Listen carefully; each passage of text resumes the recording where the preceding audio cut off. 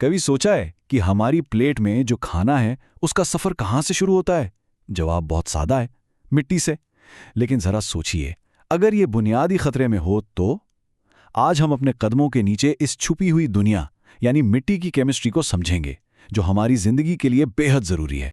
मसले की वुसअत का अंदाज़ा इस एक अदद से लगाइए, 83 करोड़ हेक्टेयर। दुनिया भर में इतनी ज़मीन कीमियाई तौर पर तबाह हो चुकी है। ये कितना बड़ा इलाका है? तकरीबन पूरे ब्राज़ील के बराबर। और ये एक खामोश आलमी बहरान है जो हमारे ग़िज़ाई तहफ़्फ़ुज़ को सीधा सीधा ख़तरे में डाल रहा है। तो सवाल यही उठता है, आखिर हमारे कदमों तले ज़मीन के साथ हो क्या रहा है?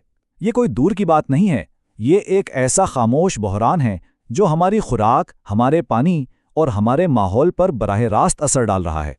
इस मसले को समझने के लिए आइए इसे एक डॉक्टर की नज़र से देखते हैं।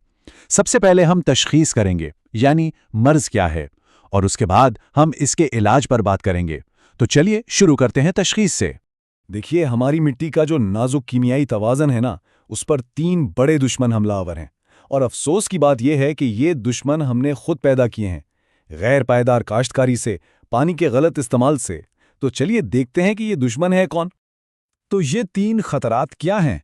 इनके नाम हैं तेजाबियत, शोरजदगी और सोडियम जदगी।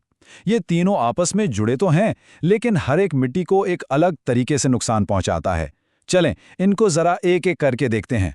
सबसे पहली बीमारी है मिट्टी की तेजाबियत यानी एसिडिफिकेशन। आसान लफ्ज़ों में समझें तो जैसे मिट्टी को बदहज़मी हो गई है। होता क्या है कि जब हम बहुत ज़्यादा अमोनियम वाली खादें डालते हैं तो मिट्टी के बैक्टीरिया उसे हज़म करने की कोशिश करते हैं, और इस प्रोसेस में वो हाइड्रोजन आयंस यानी एक तरह का तेज़ाब खारिज करते हैं, और वक्त के साथ साथ यही चीज़ पूरी मिट्टी को तेज़ाबी बना देती है। फिर आती है दूसरी बीमारी, शोरजदगी यानी मिट्टी का नमकीन हो जाना। इसकी मिसाल बिल्कुल ऐसी है कि जैसे आप नमकीन पानी को उबालें, पानी तो उड़ जाता है लेकिन बर्तन में नमक रह जाता है ना? बिल्कुल इसी तरह जब खेतों में आबपाशी का पानी धूप से उड़ता है तो सारा नमक मिट्टी में ही जमा हो जाता है, और ये नमक पौधों की जड़ों का समझ लें दम घोंट देता है। और अब आते हैं तीसरे और शायद सबसे चालाक दुश्मन की तरफ, सोडियम जदगी। यह मसला सिर्फ नमक का नहीं बल्कि खास तौर पर सोडियम आयन का है। देखिए, सोडियम एक घोंडे की तरह काम करता है। ये मिट्टी के ज़र्रात पर हमला करके वहां से ज़रूरी न्यूट्रिएंट्स जैसे कैल्शियम और मैग्नीशियम को लात मारकर बाहर निकाल देता है और खुद कब्जा कर लेता है। ये स्लाइड इन दोनों के दरमियान फ़र्क को बहुत अच्छी तरह वाज़े करती है। देखिए, शोरजदगी में मसला मिट्टी के पानी के अंदर मौजूद नमक का है, लेकिन सोडियम ज़िदगी में मसला उस सोडियम का है जो मिट्टी के ज़र्रात से ही चिपक गया है, और इससे मिट्टी का पूरा स्ट्रक्चर, पूरा ढांचा ही तबाह हो जाता है। ये एक बहुत बहुत अहम फ़र्क है। तो जब मिट्टी की केमिस्ट्री बिगड़ती है तो फिर नुकसान का एक पूरा सिलसिला, एक चेन रिएक्शन शुरू हो जाता है। तो अब हम देखते हैं उन अलामात को, कुछ नज़र आने वाली और कुछ पर्दे के पीछे, जो मिट्टी और पौधों पर ज़ाहिर होती हैं। अगर हम खेत में जाकर देखें तो इब्तिदाई निशानियां साफ नज़र आ सकती हैं। तेजाबी मिट्टी में क्या होता है? पौधों की जड़ें छोटी रह जाती हैं, पत्ते पीले पड़ जाते हैं। नमकीन ज़मीन पर ऊपर एक सफ़ेद सी पपड़ी जम जाती है। और सोडियम ज़दा मिट्टी की पहचान ये है कि जब सूखी हो तो पत्थर जैसी सख्त, और गीली हो तो कीचड़ जैसी चिपचिपी। लेकिन पर्दे के पीछे क्या हो रहा है? देखिए, तेजाबी मिट्टी एक छुपे हुए दुश्मन को आज़ाद कर देती है, और वो है एल्यूमिनियम। आम हालात में तो ये मिट्टी में बेज़रर पड़ा रहता है, लेकिन जैसे ही pH 5.5 से नीचे जाता है, ये जहर घुलकर आज़ाद हो जाता है और सीधा पौधों की जड़ों पर हमला करता है। उनकी ग़िज़ा हासिल करने की सलाहियत को बिल्कुल ख़त्म कर देता है। नमकीन मिट्टी एक बहुत अजीब सूरत हाल पैदा करती है। इसे फिजियोलॉजिकल ड्राउट कहते हैं। मतलब सोचिए, मिट्टी पानी से भरी हुई है लेकिन पौधा प्यासा मर रहा है। ऐसा क्यों? क्योंकि मिट्टी में नमक इतना ज़्यादा है कि वो पौधे को पानी अपनी तरफ खींचने ही नहीं देता। और यहाँ हम देखते हैं कि सोडियम मिट्टी के स्ट्रक्चर के साथ क्या करता है। वो मिट्टी के छोटे छोटे ज़र्रात को एक दूसरे से अलग कर देता है, बिखेर देता है। फिर जब मिट्टी सूखती है तो यही ज़र्रात मिलकर सतह पर एक कंक्रीट जैसी सख्त तह बना देते हैं। इस तह के नीचे ना पानी जा पाता है, ना जड़ों तक हवा पहुँचती है, बिल्कुल सील हो जाता है। तो हम ये पता कैसे लगाएं कि मिट्टी को इनमें से कौन सी बीमारी है? हम इसकी ज़ुबान को कैसे समझें? साइंसदानों के पास इसके लिए खास टेस्ट हैं, बिल्कुल डॉक्टरों की तरह। ये टेस्ट बताते हैं कि ज़मीन के नीचे असल में हो क्या रहा है। देखिए, साइंसदान 3 अहम चीजें नापते हैं। पहला है पीएच, जो बताता है कि मिट्टी कितनी तेजाबी है।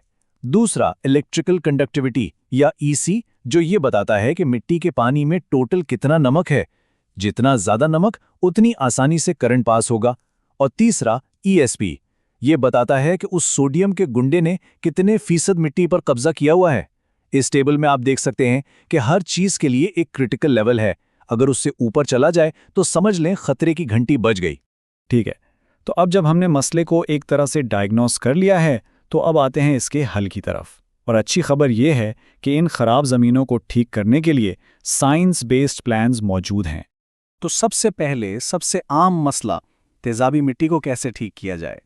जवाब हैरानकुन हद तक सादा है। चूना यानी लाइम, ये बिल्कुल वैसे ही काम करता है जैसे सीने की जलन के लिए एंटासिड।